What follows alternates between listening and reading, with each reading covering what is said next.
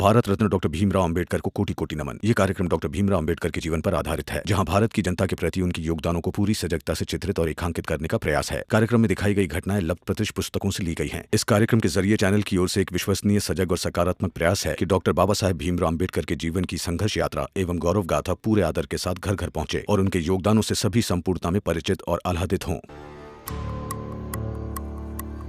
अच्छा भीमराव, रात बहुत हो चुकी है, अब हम चलते हैं अपने घर और ये लोग भी काम खत्म करके अपने घर चले जाएंगे और हम सब अपने अपने घर जाकर चैन की नींद सोएंगे। लेकिन आज हमने तुम्हारे जिन हितैषियों को भगाया है, जो चौल में है, वो आज रात सब डरे रहेंगे, जागे रहेंगे और यही तो हम चाहते हैं कि तुम सब छोटी जात वालों की आंखों में डर भरा हो। अब हम चलते, इस पे नजर रखना।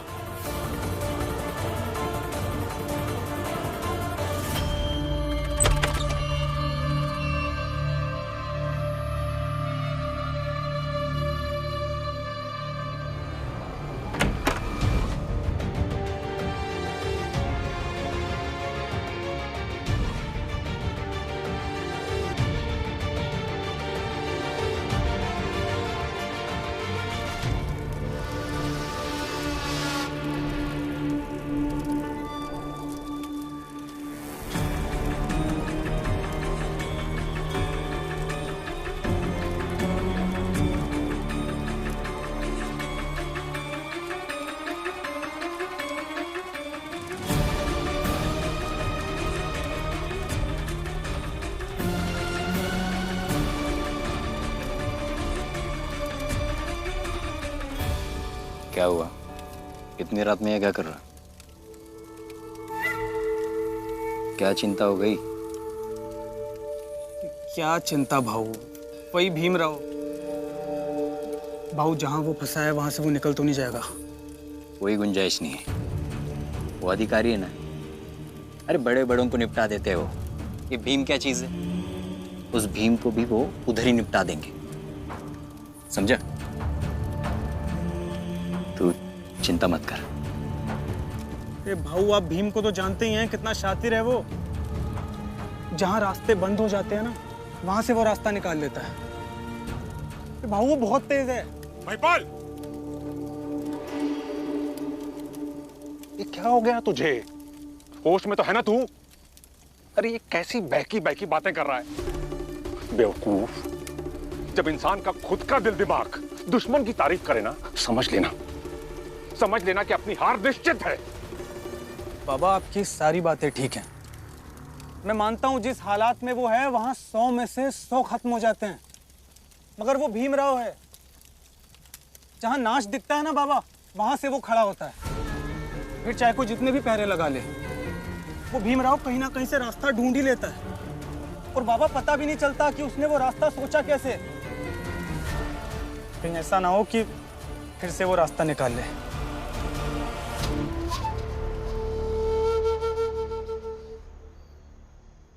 चलिए अब हम भी चलते हैं।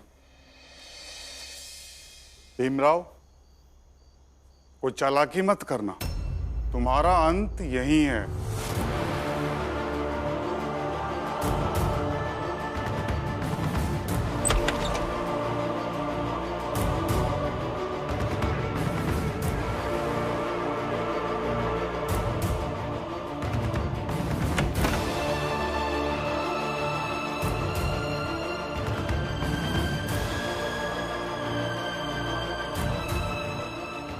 रमा, बाला भैया वहां होंगे, ये मुझे कैसे पता चलेगा?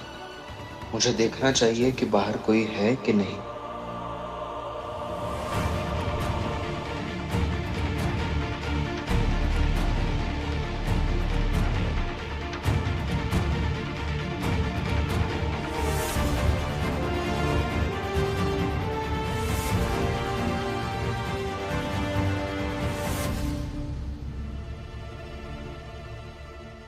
समझ में नहीं आ रहा है कि क्या करें। इन सैनिकों ने तो अंदर जाने से भी मना किया। अब हम उनकी मदद कैसे करेंगे? हाँ रमा, भीम की जगह अगर मैं होता तो कोई ना कोई रास्ता ढूंढ के अब तक यहाँ से भाग गया होता। भीम को तो हम सब जानते हैं, वो ऐसे बिल्कुल नहीं करेगा।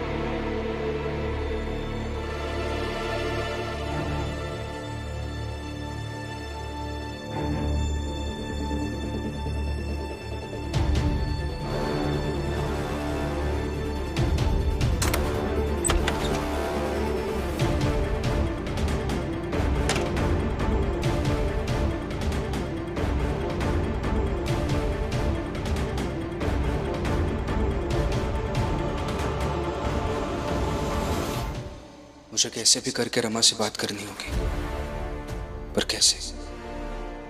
इन सैनिकों के होते हुए मैं कुछ नहीं कर पाऊंगा।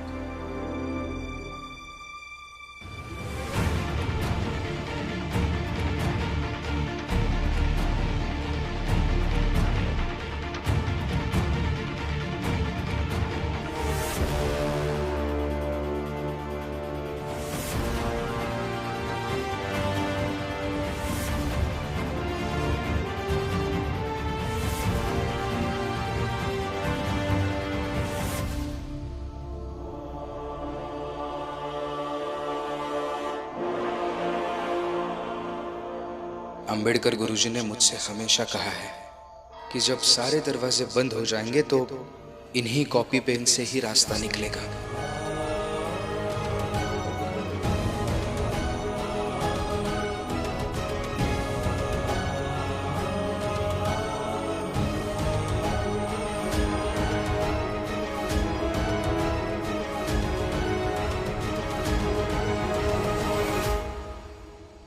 भैया, मैं जाकर उनसे बात करूं क्या?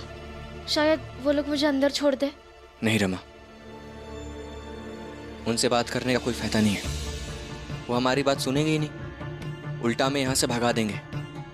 देखो, भीम है ना, वो सब कुछ संभाल लेगा।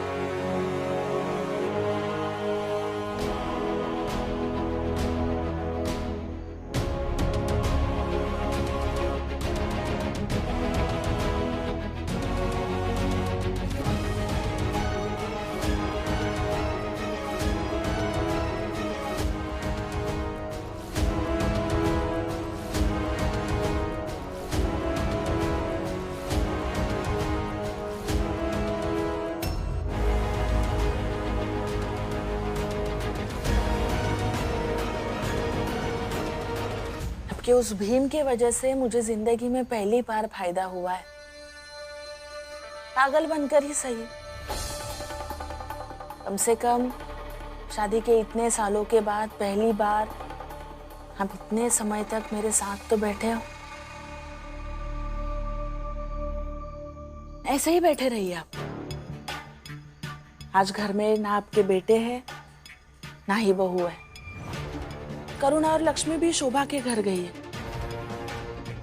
आज सिर्फ आप और मैं, हम दोनों ही हैं घर में। बहुत देर साथ बैठने से ज्यादा अच्छा है थोड़ी देर साथ बैठ। मैं भले ही तुम्हारे साथ ज्यादा देर नहीं बैठा, लेकिन तुम्हारे साथ रहने की मैंने हमेशा कोशिश की है, अब भी कर रहा हूं। देखो जीजा भाई, तुम्हें कुछ गलत फहमी हुई है। मैं पूरी ईमानदारी के साथ कह रहा हूं, मुझसे जितना बन पाया उतना मैंने तुम्हारा साथ दिया। आपकी पहली पत्नी आपके इन लच्छेदार बातों से प्रभावित हो जाती होगी, है ना? लेकिन मैं नहीं होंगी। इतने सालों से बेवकूफ बनती आई हूं मैं, लेकिन अब मौका मिला है, अब नहीं बनूंगी बेवकूफ। अब मुझे आपका साथ चाहिए, पास रहने वाला साथ, मेरे हो जाने वाला साथ। थक गए होंगे आज आप, सो जाइए। नहीं सो सकता। मेरा बेटा महाराज के प्रतिनिधि के पास बंदी है। मेरी बहू 2 बेटे उसके पीछे गए हैं, और तुम कह रही हो कि मैं सो जाऊं? नहीं हो सकता।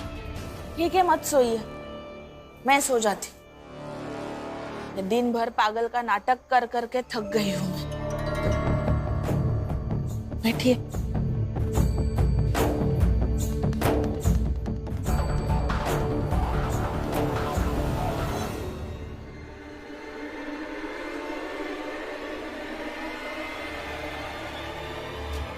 ये तुम क्या कर रही हो? जीजा भाई, मुझे जवाब दो। आपका भरोसा नहीं है? आपके बहू और बेटों के पीछे पीछे आप भी मुझे छोड़कर चले जाएंगे। वैसे भी गठबंधन हुआ नहीं था हमारा। आपने ये बंधन खोला तो मैं जान जाऊंगी। इसी बंधन का जिंदगी भर इंतजार किया था मैंने। सो जाइए।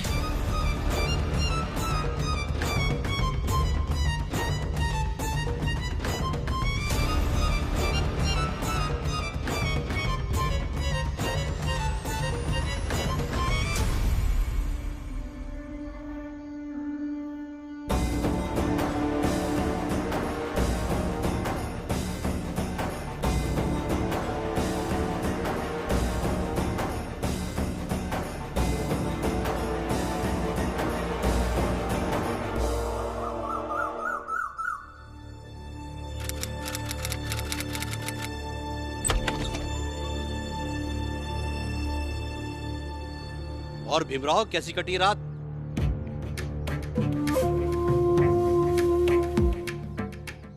ये कॉपी और कलम लेके क्या कर रहे हो? कुछ नहीं, जो करना था कल रात में ही कर लिया। क्या किया?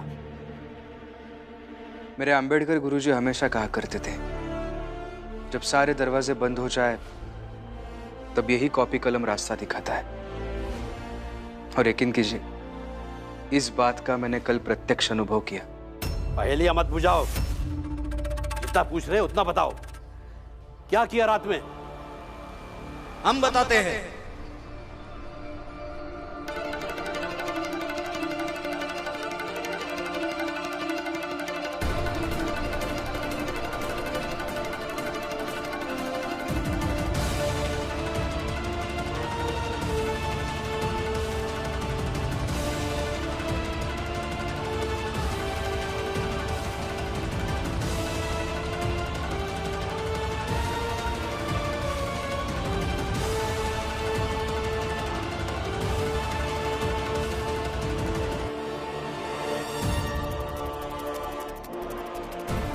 रमा कहाँ है?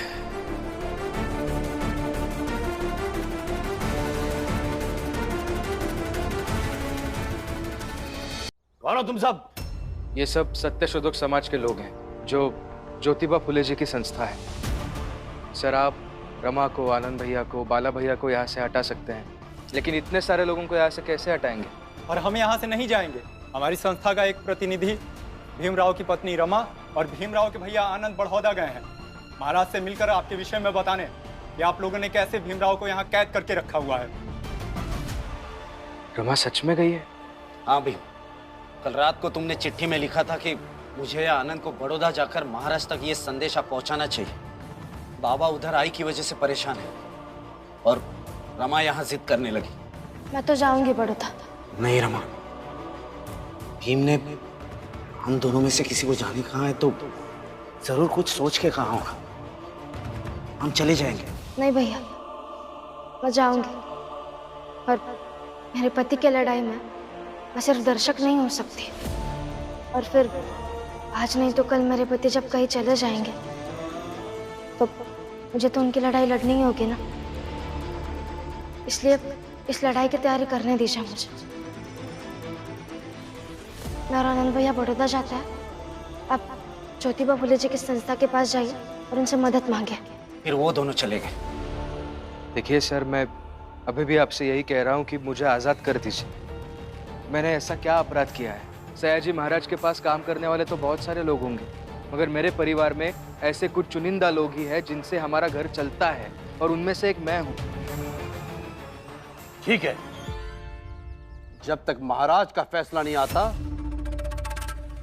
तब तक हम सब इंतजार करते हैं। और आप लोग धरना दीजिए। अब तक ये लड़ाई जिस किसी के भी बीच में थी, लेकिन अब ये लड़ाई शासन व्यवस्था और आप सबके बीच में बन गई है। और एक पूरी संगठित शासन व्यवस्था हमेशा मजबूत होती है। एक संगठित शासन व्यवस्था को मजबूत होने से भी ज्यादा न्याय का पक्षधर होना चाहिए। खुशी हुई है जानकर कि आप इस टकराव को कुछ इस तरह से देख रहे हैं कि इसका नतीजा आने पर आपको इस बात का पता चल जाएगा कि हर शासन व्यवस्था में हर व्यक्ति को महत्व मिलना चाहिए, उसके हितों की रक्षा होनी चाहिए, ना कि किसी एक भीमराव को इस तरह से बंदी बनाकर रखा जाए।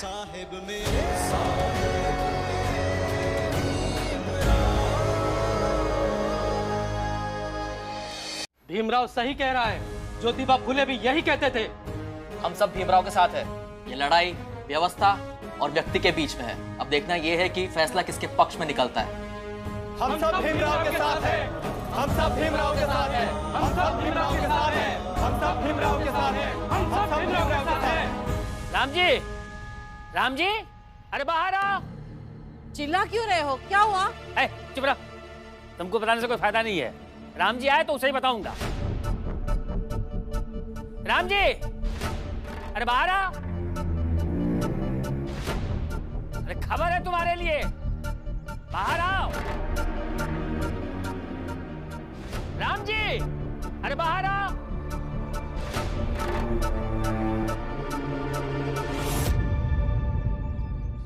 जीजाबाई,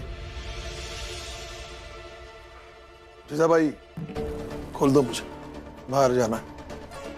हितेश मुझे बुला रहा है, खोल दो।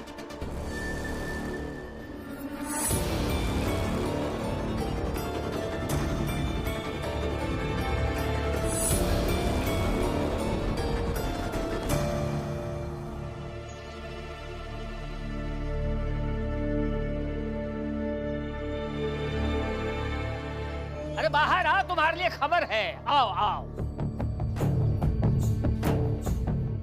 आओ।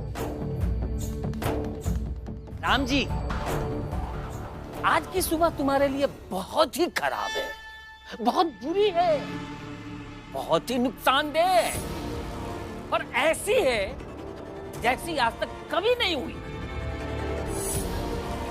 लेकिन क्या हुआ? नहीं, कुछ नहीं हुआ। अरे तुम तो शादी करके बैठ गए अंदर कोपचे में, और तुम्हारी बहू बेटे ने तमाशा खड़ा कर दिया।